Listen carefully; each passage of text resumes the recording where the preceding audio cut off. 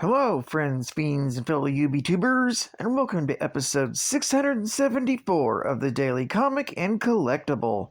Today, the collectible of the day is the Hasbro Toys Marvel Comics Marvel Legends 60th Anniversary Avengers line Super Adaptoid Action Figure. Bring the excitement and wonder of the Marvel Universe to your collection with the Super Adaptoid action figure.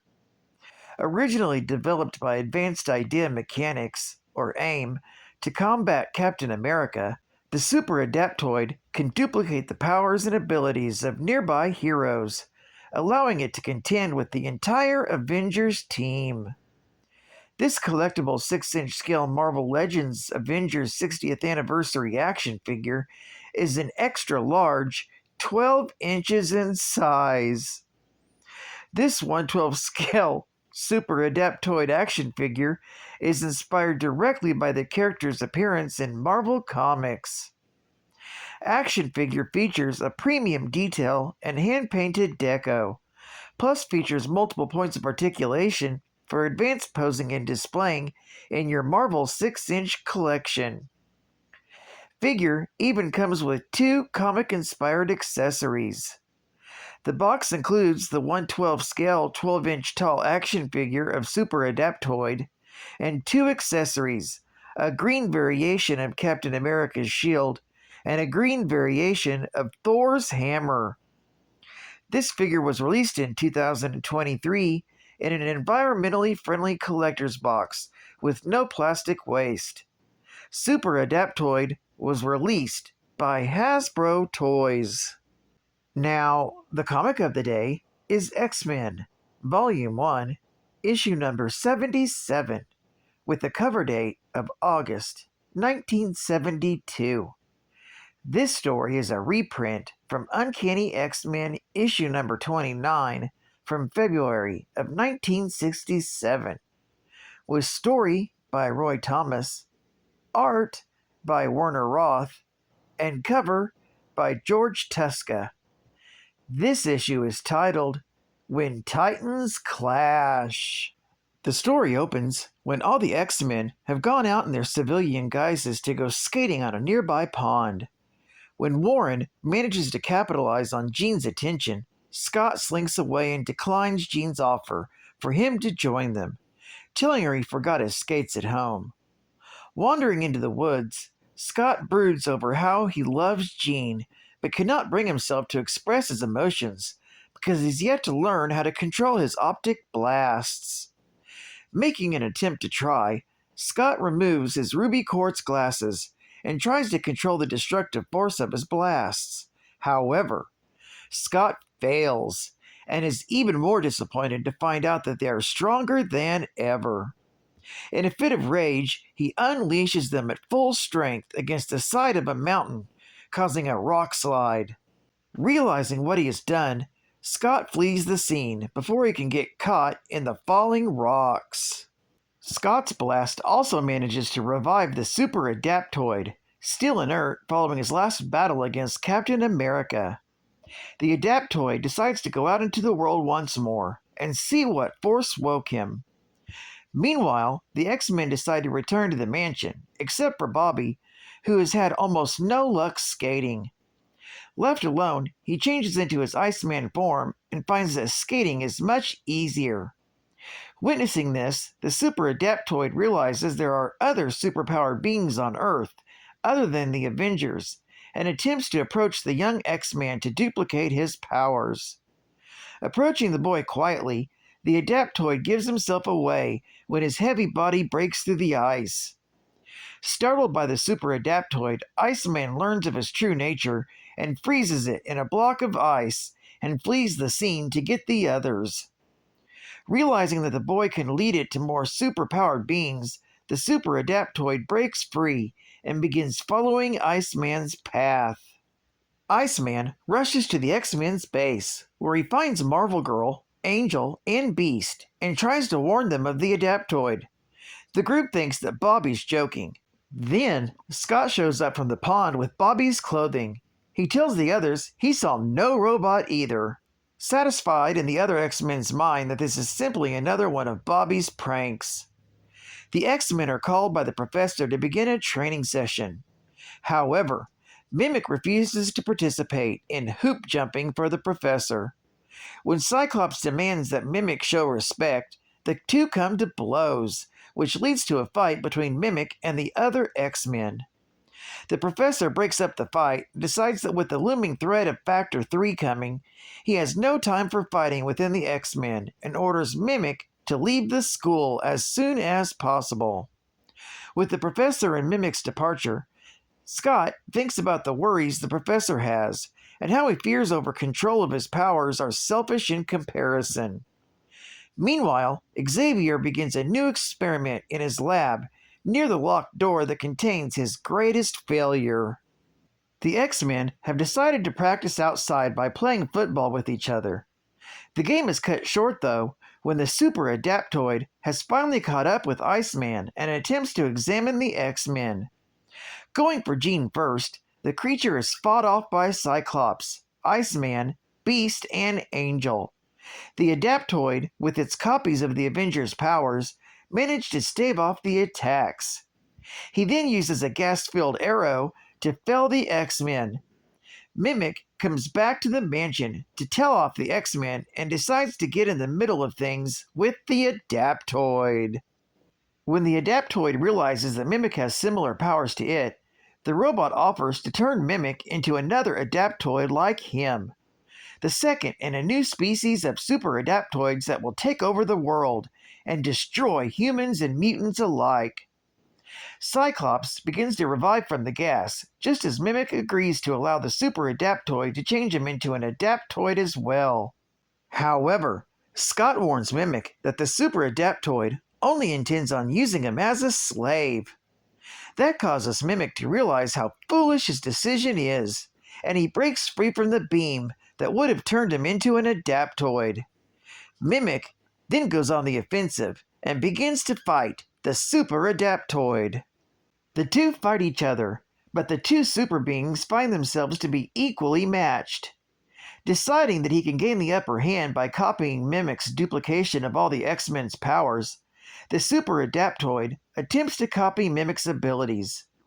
This causes an energy backlash that sends both of them crashing to the ground, with both of their powers becoming nullified.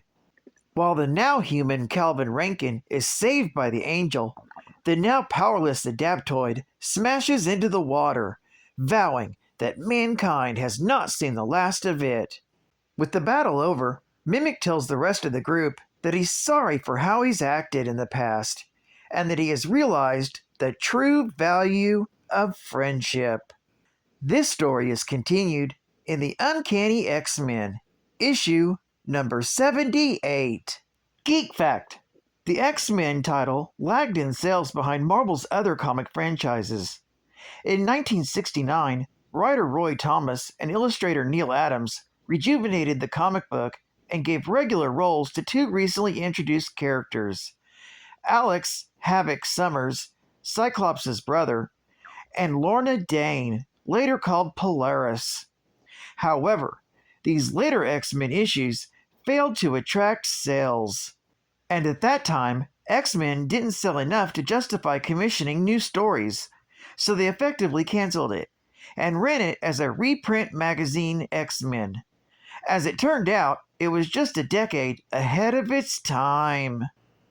In Giant Size X-Men number 1 from 1975, writer Len Wein and artist Dave Cockrum introduced a new team that starred in a revival of the X-Men, beginning with issue number 94, which is also my birthday book, with the cover date of August 1975. This new team replaced the previous members with the exception of Cyclops, who remained. This team differed greatly from the original. Unlike in the early issues of the original series, the new team was not made up of teenagers, and they also had a more diverse cast of characters. Bonus Geek Fact: Calvin Rankin first gained his mimicking abilities after a lab accident involving one of his father's dangerous experiments. He was a villain turned hero turned villain who joined the X-Men, and for a short time was the deputy leader of the team. The Mimic's main quest had always been to find out a way to make his abilities permanent. On his quest, he battled the X-Men, the Hulk, Super Adaptoid, Puppet Master, and Factor 3, as well as serving Onslaught and briefly joining Excalibur. He retained his powers after M-Day and was held prisoner by the Thunderbolts for his past crimes until being offered a place on Norman Osborn's X-Men. After receiving help from the Jean Grey School for Gifted Youngsters, Calvin was offered a spot on their team, which he accepted. Advertising ad fact! Hey kids, put me on. I'm the one and only Hush Puppies t-shirt. I'm fun to wear. I come in all sizes too, and I'll go wherever you want me to go. Put me on. I'm a real bargain too. Fill out this coupon and I'm all yours for just $3 or $1.50 with the end of a Hush Puppy shoebox. And look at these new Hush Puppies. They've got style, color, and they feel great because they're made of pigskin suede. See them all today at your nearest Hush Puppies store. Brand shoes are only made by Hush Puppies. Take me home.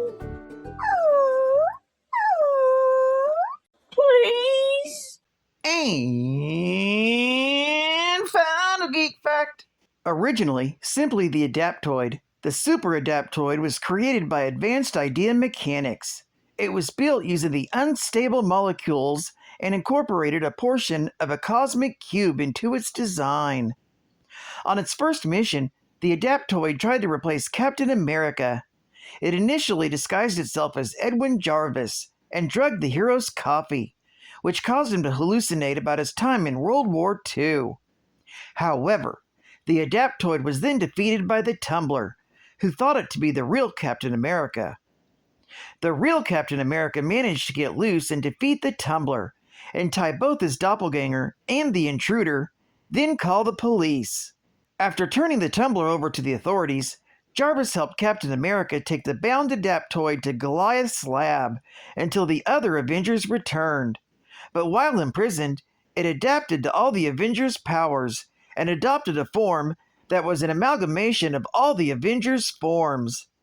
The transformed Super Adaptoid then freed itself and resumed its mission to destroy Captain America. After many battles fighting Captain America, the Avengers, the X-Men, Captain Marvel, Fantastic Four, the New Enforcers, the Hulk, and more, he grew dissatisfied with humanity and left Earth to explore space.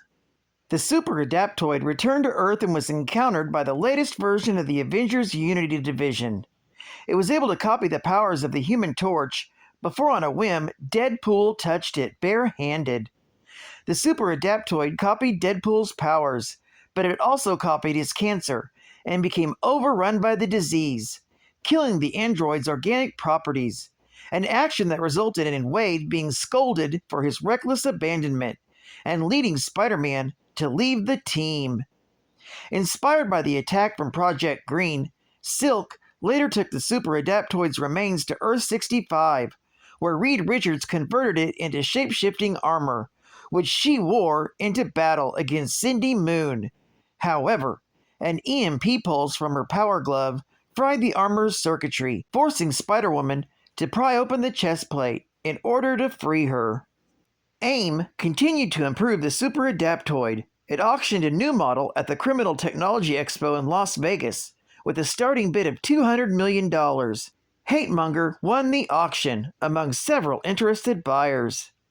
Super Adaptoid came to the hands of the Avengers, who wanted to transport him to a secure location, being escorted by Captain America.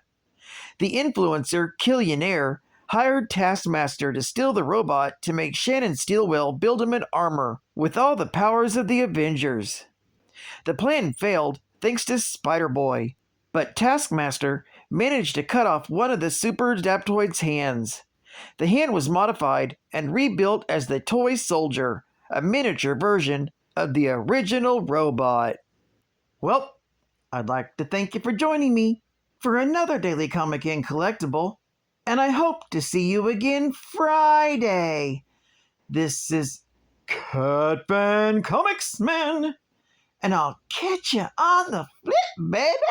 Over and out.